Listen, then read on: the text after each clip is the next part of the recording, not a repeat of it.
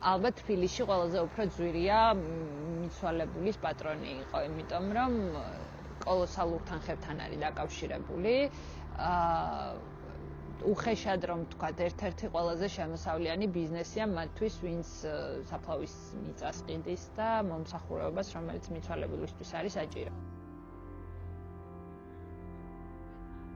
9 წლის წინ გარდაიცვალა მამა და გარდა ტკივილისა დავდექი იმ საჭიროების წინაშე, რომ გადამეწყვიტა ერთ-ერთი ყველაზე მნიშვნელოვანი პრობლემა, სად დავკრძალავდი და როგორ გავაკეთებდი ამ ყველაფერს.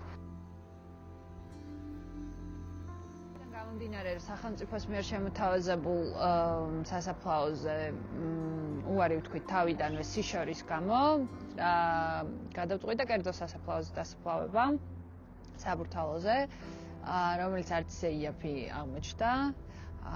2 ადამიანის საფლავის ზომაში გადავიხადე 16,000 ლარი.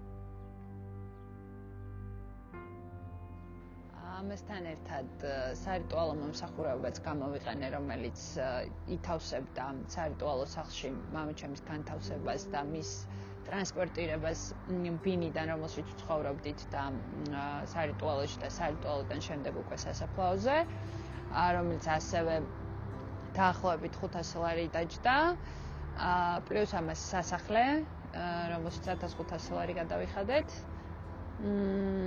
და შემდეგ უკვე სასაფლაოს მოპირკეთება.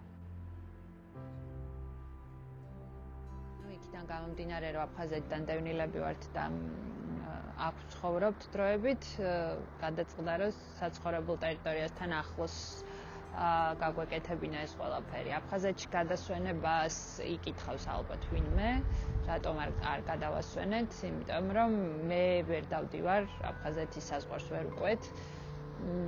თან ამასთან 33 წლიანი თან ცხოვრების მერე დედას თვეში ერთხელ სასაფლაოზე მისვლა არ ეყოფოდა. როგორც გავარკვიე, როგორც სამწუხაროდ ბევრის გარდაცვალების შემთხვევაში მოხდა, ბევრად იაფია, იმიტომ რომ იქ საგვარეულო სასაფლაოებია, გადასვენების დროს უბრალოდ მესაზღვრეებს უნდა გადაუხადო თანხა და მერე უკვე აღარანაირი პრობლემა აღარ არის.